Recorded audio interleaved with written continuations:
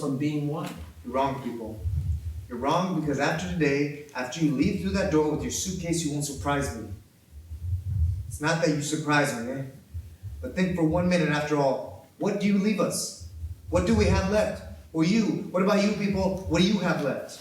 Life goes on, my boy. The world is not going to end just because I leave for a few days. No, but afterwards, to return. How will you return? And when you return, maybe you won't find your favorite slippers. Have you thought of that? Think. That's the kind of goddamn blackmail your mother pulls that I can't stand. No, of course not. No, that it's not about Mima taking a black man to her bed, to your bed. It's about your favorite slippers.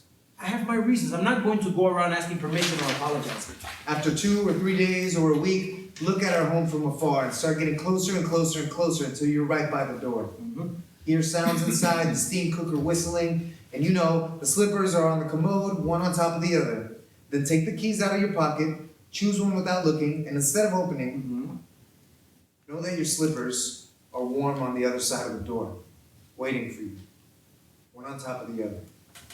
And swallow your key. Tell me, son, did you drink some of the rubbing alcohol for your uncle's injections?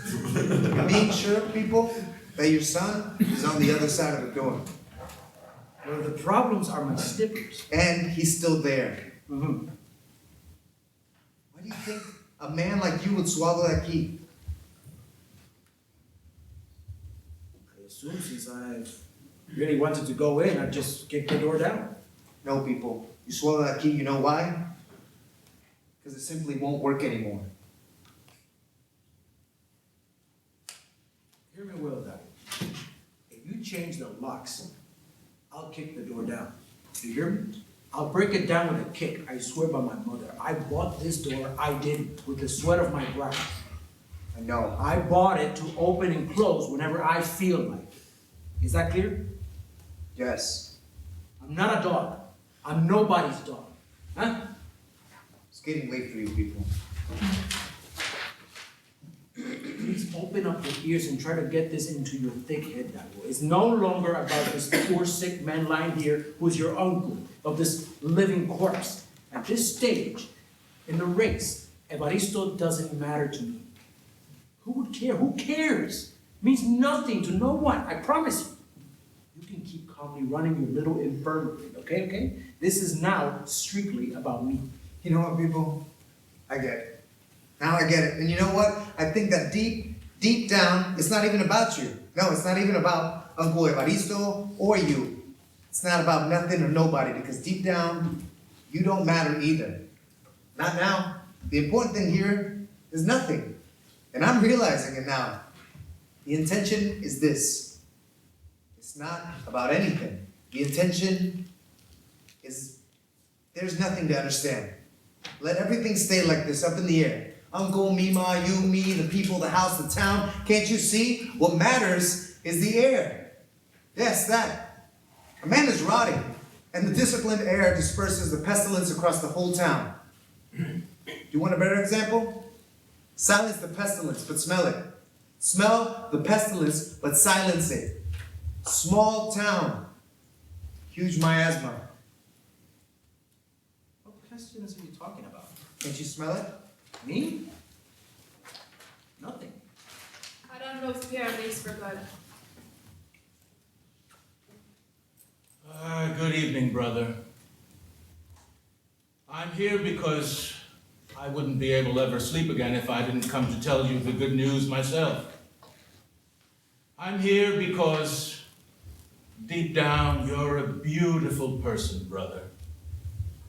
You have to be a beautiful person. Damn, my legs can't take it. Getting old and shit are all the same, friend. You have no idea what it is to be old. One even becomes shameless. Candita's gone, my brother. Well, she's been gone for a while, and we're in those saintly hours where I can't even shed one tear, and I want to. I want to cry. I want to shed tears like anyone else. But it's as if I were the dead person, as if I were the person they'd have to cry for. Candita cries for me, not I for Candita. Do you understand? I only came to tell you that in my house we no longer need a Fowler bed. Oh, there's no need now. You can rest easy. I came to give you this good news because if not, I wouldn't be able to get a wink of sleep ever again. Get some rest, brother. Some rest. Pérez exits. The room of the house, Evaristo in bed, sleeping. Dago moistens his mouth, trying to make him drink water. From the street, over a loudspeaker, we hear snippets of the May Day March. Piedad enters and lets herself fall onto a chair. What did the doctor say? Piedad, with one gesture, asks him for a second. Over the musical theme, in unison with Piedad's gesture, Adelina, outside on the street, speaks through a megaphone. What? Forward, working people! Forward, men and women! Forward! The fatherland is calling you! Forward with giant steps! Mima, calm down. What did Dr. Calimano say? He said there's no use in injecting him with morphine any longer. Let's see, He let's see. gives him a few hours, Daguito. A few short hours of life. Relax, Mima, relax. Drink some water. Hoist those flags, wave those flags, raise those banners! The hour has come, Daguito. Today is the day. Fucking day.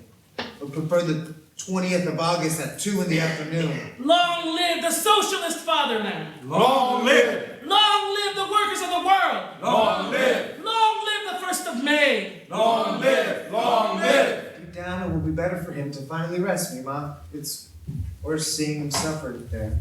I will not give up, Dago. I will never give up. Never. May that voice never cease. May those fists never cease. May this march never cease. Long live the working people! Long live! Long live! Dago, why don't you make the most of it and find the almonds? What? I can't hear you. The almonds! The almonds! Did you Bring the almonds now! Did you say almonds? The almonds, yes, the almonds.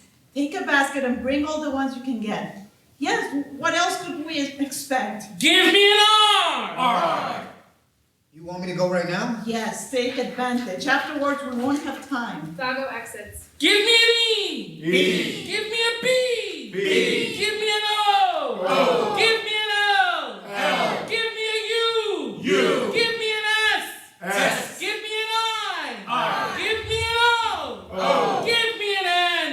N. What does that spell? Revolution!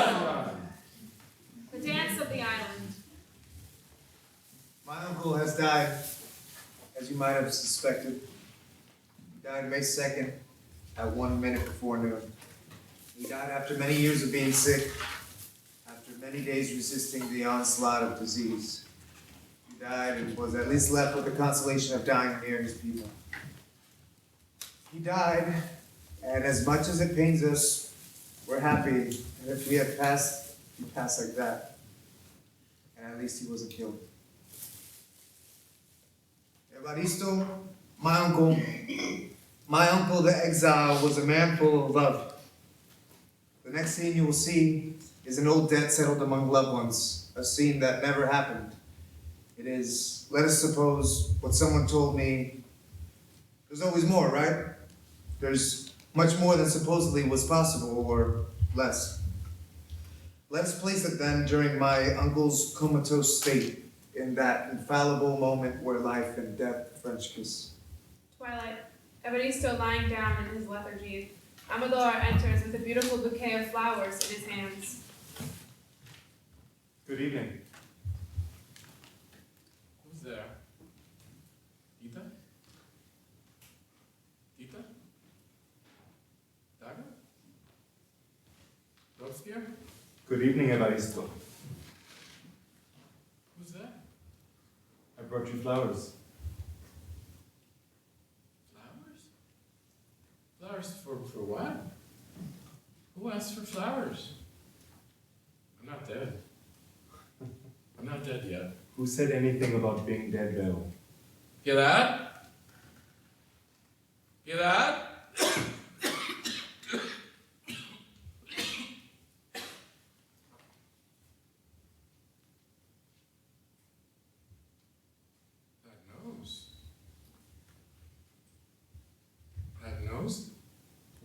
Evaristo. It's me. Amador, Evaristo. you? God never abandoned you, friend. Truly not, Amador. Truly not. Of course not. I had to come, my friend.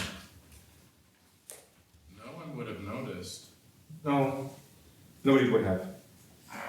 But I would have. You? And you? Yeah. I waited for you every day. I would have noticed. I had to see you, Rebel. Why? Why? Help me sit up. Stay put. Okay, then I'll get myself up. But it may take a while, my friend. Look how much it takes you. Relax. I'll get over it. Relax. Don't talk. Don't talk. You don't have to talk if you don't. The lightning. A small flash of lightning. The doctors can't explain. These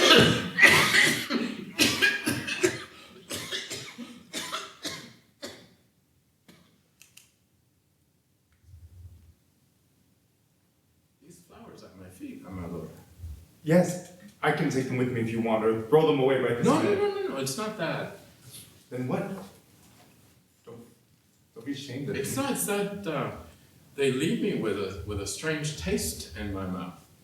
It's like dirt. Oh, I'm sorry, Bevel. No, I can't. No, forgive me. I didn't think I should have. Relax. I'll have to get used to the taste of dirt anyway. Don't talk like that. Relax, man. It's just a joke. A joke? A joke? It's that with so much solemnity and flowers, you've turned Robespierre's house into a funeral home. Don't you find that funny? You laugh, Evaristo, and still you laugh. And what am I supposed to do? Cry? I've imagined this scene a million times, you know. I would correct it year after year, all these years.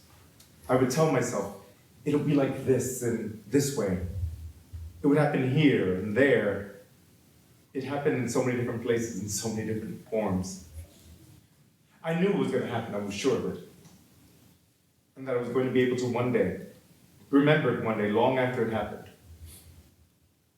Feelings that one can't explain, Bevel, but that are always real, right?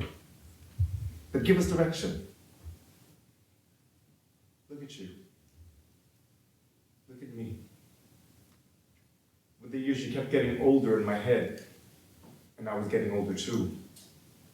When the scene got older, I became an old man. And my idea of you was as of a little old lady. And every now and then, that little yellow boy would return. Ah, yes. Bony, and with pimples on his forehead. That little yellow boy. Yes. I'm also happy to see you. 30 years, Bevel. So much time has passed. I would not have been able to do it. Me neither, Amador. But here you are, safe and sound. I don't know. But I could care less if right now a warren came and ate my liver. I have a grandchild who's 5, Fabricio. Ah, yes? I'm so proud. I can tell. We had 2 children. Fidelito and Amador, I know. Uh-huh. Fabricio is Fidelitos. Berta was the one who died. Yes. Berta was. Yeah, Pilar told me about it. 2 years ago. 2 years ago. A hemorrhage. There was nothing we could do. I'm sorry. I can't get used to it, but one has to keep living, right? You know what it's like to feel sick, Amador? The only thing I want, Evaristo, is that. That's what you came for? No. Then, my dear friend, let Berta roll all around a bit in her grave. Pero. Let her roll around, and know how much of an asshole one can be in life. Deep down, I was scared. bottom of a grave. I don't want to hear that, Bebo. Then rip out my tongue. Berta's at peace now. Then rip out your ears. She was just a little girl, for God's sake. Then take your shoe to my head and put an end once and for all to this incurable cockroach. Don't be like that. Berta's not here anymore. Who cares what is said? She won't return from the beyond to pull your legs. Don't say that about her. So then what are you doing here? What's this all about? Maybe you're right. Maybe I came here looking for it. I survived, Amador.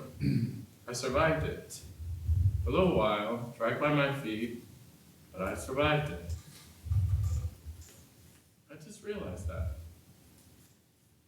Now that you're here, I know I definitely survived it. Is it that important? Also, that's why you came. This is why the scene like this exists. How could you live with so much rancor, Bebo? Truly. Truly, truly? I couldn't.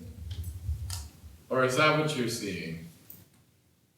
Look, even dying is hard work, but now, after you, I can think of a different ending. Forgive me if I've gone too far. I'm not looking for someone to blame. I don't need it, my friend. I don't need it for anything. I never needed it. Deep down, I know very well that it wasn't Berta's fault either. That was very clear to me. She did what she had to do, defend you, defend herself. Because at the end of the day, what was I, huh? What was I? Do you remember me, Amelia? Do you remember? That skinny little birdie that did your homework? That birdie? That's a lie. Oh, a lie that I was a bird or that I did your homework? Asshole. You're a fortunate man, Amelia. I was lucky. Me too.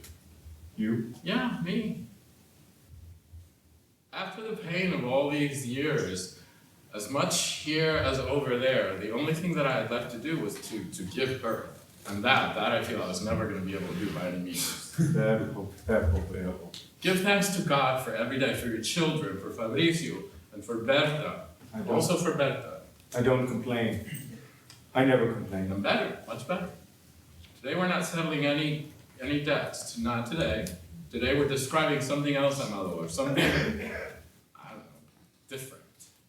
And if perhaps my reasons aren't enough, I'll warn you that this is my comatose state. My comatose state. And in this state, things are done as I say, okay?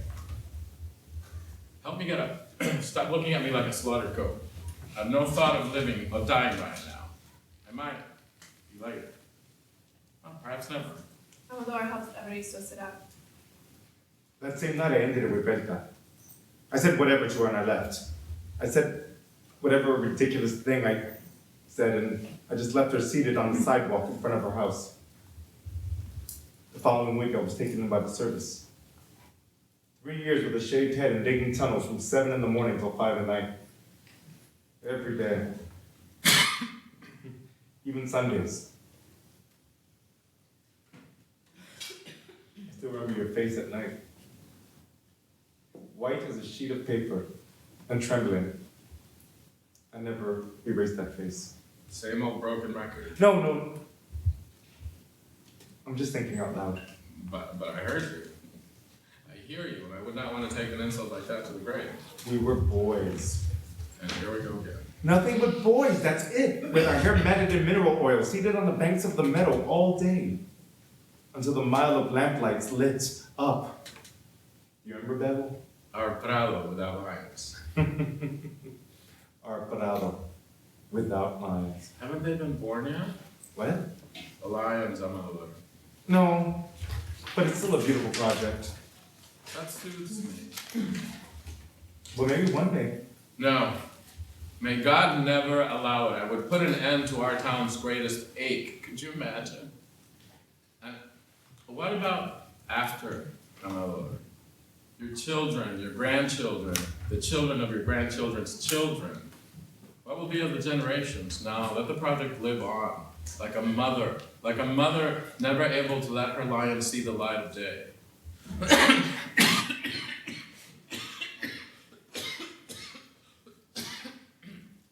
My mother was already not doing well back then.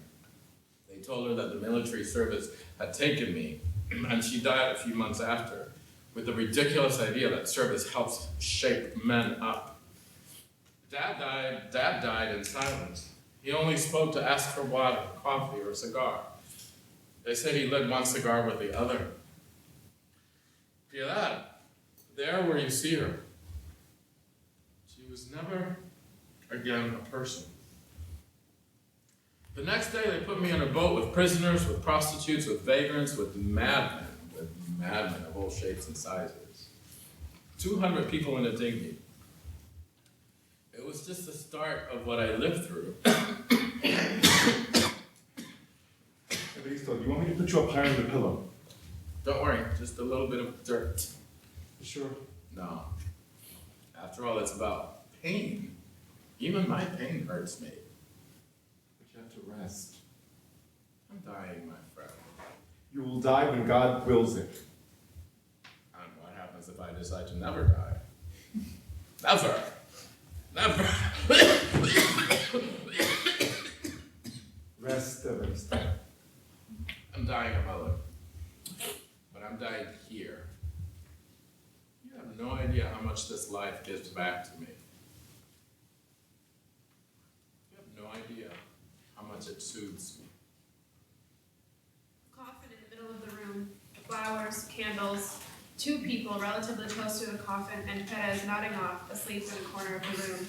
Piedad and Dago seated on the floor, crushing, and will continue to mash almonds during the entire funeral. The almond tree. The almond tree should be our national tree. I don't know who thought of the royal palm. It's a shame, because palm is only good for fattening pigs. It's been years since I crushed so many. This with white sugar would be... Don't eat yet, Dago. Save it until we get a lot more. I can't. I'm starving. But then there's no point. If you're so hungry, then grab a plate of rice and beans. Why such parsimony, Mima? Here we have enough almonds to crush until Uncle returns from the dead. Who's your mother, boy? Give me your hand, I'm going to whack you with this mortar. Just crush the almonds and stop bothering. Buddha enters, followed by the children. Good evening. Good evening, Buddha. You two wait here, okay? Piedad goes to the coffin, crosses herself, and then moves away. Did you see? I told you. Holy shit! A real dead person! No, you imbecile. I'm sure they put a scarecrow in the box. Or a scared crow. The children disperse and come closer to the coffin. My condolences, Piedad. Thank you, Buddha. It's the old man with the gum. Gum! Oh man, gum! From the bottom of my heart, I'm so sorry.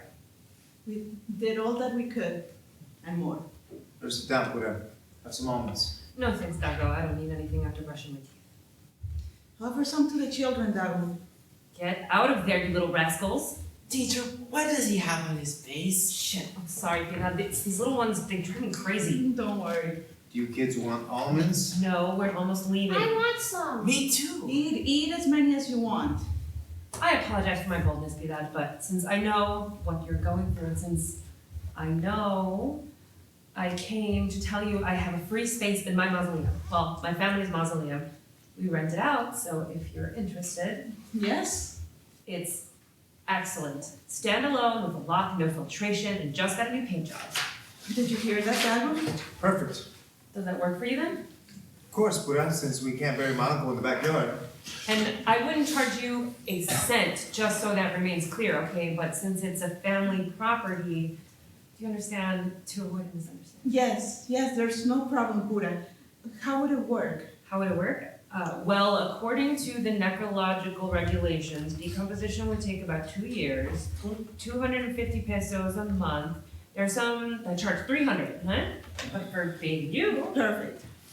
it's the best, because for one was to have such a burden. So tomorrow at 10 in the morning, you will be waiting for us in the cemetery. Yes, that's naturally. Thank you, Buddha. Thanks for what? That's what we're here for. Let's go, my loves. Look what time it is. And afterwards, tomorrow, you won't want to get up to go to school. Be strong, Ethan. Thanks for stopping by, Buddha. Buddha exits with the children. You see? Now I'm more relaxed. That's good, because I don't know why I imagined that tomorrow someone was going to start a brawl. That would be the last thing. Oh no, the last thing. That, not even after that. Relax, Mima. The worst is behind us. More good than bad. Uncle had everything he needed, yes or no? It's true. Even crushing almonds in his memory. Even almonds, yes. He loved them so much. Poor. Not poor, why poor? Yes, he fought the battle and he won the battle. The hardest battle of his life. He won. And we won the battle. He died when he wanted, where he wanted, he died here. And from here, there was no one to move him, to touch a hair on his head, to exile again. Uncle Evaristo fucked with everyone. The whole world. No one could tear him away from me again. That's the truth. No one. So, No one would have been able to. we're the ones who were poor. Things are so bad at the stage in the race that we don't even know what the fight is or where we'll have it. That's right. That's right. So change. Change that face. In front of the house, a car brakes suddenly, honks, and keeps the motor running. Alain Robespierre enters with a white rose in his hand, barely appearing and everything turning tranquil. Piedad and Dago, before and after, remain still. Give me the mortar. Mima? Give me the mortar, Dago, please. This isn't going to be pretty. You think? Why? No, it's already not pretty. Dago slowly gives the mortar to Piedad. Piedad starts crushing almonds. Fresh. Good evening. Good evening, Robespierre. Good evening, Perez. Fancy seeing you here. I just got the news and came to offer my condolences. Thank you for your kindness, Perez. And I also wanted to thank you for helping with the dentures. It's a duty, nothing to thank me for. It was a collaboration between us and the Department of Stomatology. I didn't expect it. Took me by surprise. So much so that the gesture left me crying for 2 days. Never in my life could I thought of that. I had not even dreamt of it. Maybe not you, but we did. Yes. Well, the truth is I needed teeth. So now you're chewing well? I could even chew rocks if I wanted to. Have you been eating rocks, Perez? Rocks, what you call rocks, but almost rocks. Yes, my whole life. But these, they don't even lose their luster. I'm glad. A man without teeth is like a village without a sea. Good evening. Alain Robespierre leaves Perez and goes towards the coffin, where he places a white rose. Man is such a mooch. They offered him a finger and he took the whole hand, even all the way up to the elbow. Alain Robespierre gives 3 small taps with his finger on the coffin and goes where Piedad and Dago are, getting close to them. I'm sorry, I found out just a while ago, so I ate and I asked Frometa to bring me in the Jeep to get here fast. Death is something that kills you, that you never expect, for as much as one knows that it's inevitable. The blow is always devastating. I'm sorry, I'm truly sorry. But let's be strong, huh? Life goes on, eh? So, strength. You have to be strong. Life goes on. I managed to sneak a few packs of coffee that you can pass to the helpers. Come dawn, you can expect without fail a few sweets and refreshments. You must be starving. I know what it's like to wake up feeling awake. It's as if your stomach is stuck in your spine. We hear the honks of a Jeep. Well, I gotta go. Frometa's Jeep has problems with the starter motor and it can't be turned off. If we're not careful, it'll leave us stranded right here. Be strong, family.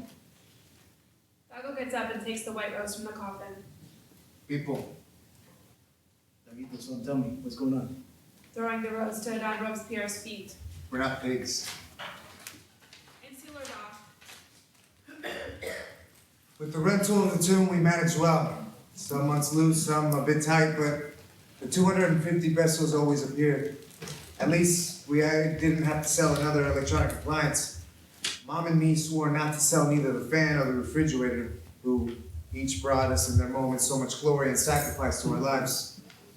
2 years later, the mortal remains of the exile were transferred intact and carefully to my house, where they remain today and will remain forever. 2 years later, we exhumed Uncle. Yes, storing his remains in a small trunk. And yes, we decided to give him a dignified place in the living room. Today the story ends. Here is where the comedy ends. The end was more or less the events that followed. Good night. In the middle of the living room, a gnarly and dirty wrapping that contained the mortal remains of Evaristo, a container of water, clean towels, something like a case with perfume top. Seated on the floor, Cura and the children. Buddha rubs the bones with a brush, the girl dries them well, and the boy polishes them with talc and puts them in a small trunk. There are only a few more to go. I'll repeat the question. What historic importance did the Assembly of Guaymaro have for the Wars of Independence? Which? The Assembly of Guaymaro. Teacher me. No, not you, him. I don't know how he's been spending his free time. Of Hinwayu? Of Guaymaro. And why not better Hinwayu? Himagoidu, my papaya. I asked you about Guaymaro. Guaymaro. She throws the bone at the boy that almost hits him. Teacher calling me. Let him think. I can think and I can think, teacher. I don't know. I'll think so much I'll get a tumor. Hey, look. Hits Don't the give boy it in the head away. with the bone. Don't give it away. Let him break his own head all by himself. But what does it cost to just ask me about the Hinwayu Assembly first and then maybe I'll remember? No. Teacher me. No. Well, I don't know. Well, I went over it in class. Well, I don't remember. Well, I don't want to hear you speak anymore until you do remember, you dunce. Was Evaristo a good person, teacher? An excellent person. This is why we have to clean him with lots of love. And we have to hurry up so that he doesn't feel so cold in his bones. He had lots of money, right? Like anyone else. Yes, but he lived in the United States. So what? And over there, people are... Over there, people, nothing. How much does a popsicle cost you here? 1 peso. Well, over there, it costs $1. It's the same, but those that live here have their money, and those that live there have theirs. Oh. Buddha takes another bone from the wrapping and starts cleaning. And what's that, teacher? An arm. The left or right, one of the two. Miss Buddha, Miss I Buddha. told you I didn't want to hear a word from you for the rest of the day. But teacher, Quiet, I said. teacher, teacher. Guaymaro or Himawayu? Gold. I repeat. I Guaymaro. repeat, gold. Boy shows Buddha a little chain. Where was it? On the heel. Buddha snatches the chain from the child. She moves away and scrutinizes it, trying it on her foot, etc. A real fantasy, a whole solo pantomime. Girl hits the boy on the head with a bone. Why did you try it in your underwear? Girl, you're crazy. That's gold. Yeah, right, it's gold. Gold schmold. Teacher, is it gold? Indeed, it is gold. You're a real cocksucker, you know that? You're more of a cocksucker. Piedad. Just a second, Buddha. Piedad, do me a favor and come here for a moment. Girl hits boy with a bone, and boy with another bone returns the blow. I called you because I found this trinket with the remains. Ah, yes, yes. Thank you. I was just thinking, Piedad, that perhaps we can come to an arrangement since you may not find occasion to wear it, and keeping in mind the times we live in. Now look here, I'll buy it from you. It has nothing to do with that. One thing is one thing, and another thing is another thing. No, Buddha, there's no arrangement. Well, it doesn't matter, but if one day you decide to. Of course not, Buddha. There will never be an arrangement. Keep it. Gives her the chain. Who better than you has done so much for Evaristo? Oh, Vivian, this is so much more than I deserve, my friend, and thank you. You won't even have to pay me for the cleaning. I'll never truly be able to pay you back for all of this. How much this means to me, Buddha. I'll use it my whole life, I promise you. Use it, yes, use it. After all, I wouldn't be able to sell it. A table in the center of the room. To the back, the immense portraits of Vladimir Ilyich Lenin and Evaristo, and between them, over a piece of furniture attached to the wall, a trunk containing the mortal remains of Evaristo, made evident by the monogram EPD Piedad, cleans the trunk, and both portraits with a towel, but concentrated especially on Evaristo's portrait. Now both are surrounded by a flowery wreath. Aran Robespierre appears. Take it down. What? Yes, take it down. When the people leave, if you like, you can hang it up again. Why? What will they think, Piedad? I couldn't care less. Maybe not you, I know that you couldn't, but I could. It bothers you. Yes, it bothers me. It bothers me because it's Lenin, not Menganito the baker. And? How much would it cost you to just take down Lenin? Or your brother? My brother? Impossible. This is his house and today's his birthday. Lenin, then. Neither of them. How about that? Wasn't Lenin happy in the kitchen? No. Look, Piedad, people could really take this the wrong way. Why? Shit, it's as if Lenin and Evaristo had fought together in the Great War. I know, Lenin is Lenin, and Evaristo... And Evaristo is my brother. Yes, but I'm not saying it in that sense. If I make myself clear. He's my brother, Adan. Well, good, then take down Lenin. I'll be doing none of that. Piedad, how hard is it for you to avoid causing a scandal? It's hard for me to get over this. It's hard to live with people. You deal with it. I'm not settling for just one hanging out. I don't wish to turn a blind eye to either of them. If I took my brother and left Lenin, then it will seem that those are Lenin's mortal remains. Also, I repeat that today is Evaristo's day. And to Lenin, I'm not leaving him alone again. He put my brother in his tomb in the blink of an eye. Piedad, are you hearing yourself? I don't care. Even as yellow as he is, not even if he suddenly sprouts a mane. Dago enters with a cake. Buongiorno, Mima. Buongiorno, Robespierre. You're late. Come here, Morfina. Don't be timid. Please, this dog. The dog Morfina enters with a birthday hat on his head. Surprise! What is this, madness? Doesn't he look nice? Get this mangy dog out of here. Look how nice the breeze is. It's as if nature's reeds were caressing them. Isn't that true? The return of Lenin. It's horrible. Yes, and it's as if Lenin had come back to the wall to take revenge on Evaristo. Don't play that one. Seriously. This is madness. The reincarnation of Vladimir. Son, was this the only thing they taught you in school? Don't be a fool, Robespierre. They didn't even teach me that in school. I'm going to turn it on. I'm going to turn it on. Oh, look at the time. The guests should be arriving now. Piedad turns on the wreath. It looks super nice. You really like it, Damo? It's atrocious, please. Damn it, Adan. Perez enters. Perez, you're here. What a question, Adan. Perez is like family. Today, Perez has the last word. Good afternoon. Good afternoon, Perez. So perfumed and such a pretty shirt. Yes, it was donated to me after the hurricane. Look, it's positively lovely. Well, whenever you need it, here it is. Take a seat, Perez. Good afternoon. Good afternoon. Please, come in and sit down. Come in. That one over there? That's Evaristo. I know he's Evaristo, but the other guy, who's the other guy? Jose Marti. Well, I don't know. Well, maybe it's Alopateco. I think. I don't know. And this is Piedad. What the hell is this? What is the meaning of all this song and dance? Our guests, Adan. What guests? Who said anything about guests? First, you brought Lenin back to the room. The day before yesterday, you went on a pilgrimage with Evaristo's portrait to the whole town. Yesterday, you held a spiritual mass and filled my house with all these black people. Today is a birthday with guests and cake. Oh, Adan, for Christ's sake, don't embarrass me. Look, me and Daguito have done so much to do all this, to get this all done, you can even imagine. Yes, but understand that I do not support any of this. We know, Adan. Yes, but I want you to explain it to all your guests, each and every one. Ah, here's the cake, look. How do I explain it to them? Make it known. I want you to make it known. In writing? Yes, in writing is better. It shall be known. What I want is to get the hell out of here. But understand us, Adan. It's his birthday. His birthday. Adan Robespierre leaves. Buddha enters, followed by the children. Kisses to everyone. The boy starts to play with the dog. The girl stands and continues to stand, numbed, in front of the cake. Child, leave that poor disgusting dog alone. You like how the wreath looks? Beautiful, so beautiful that words fail me. Yes, it's like a natural tapestry. Really, Buddha? Look, they're like two stag's heads, like in those North American movies when the heads come out of the wall.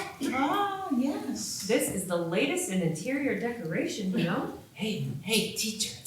What's the matter? Get out of there. Teacher, I think this one's got an embolism. Pinch her.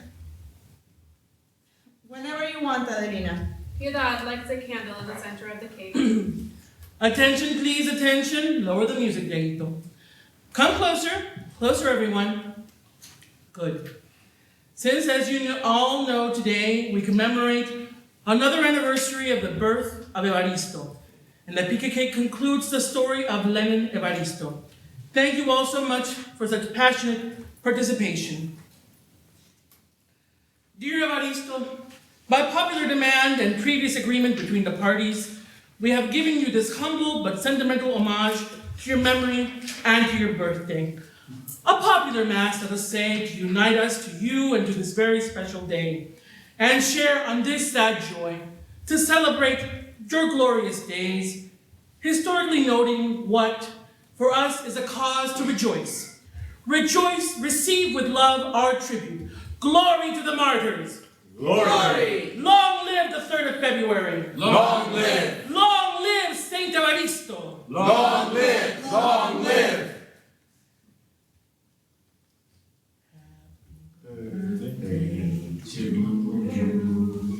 Happy birthday to you.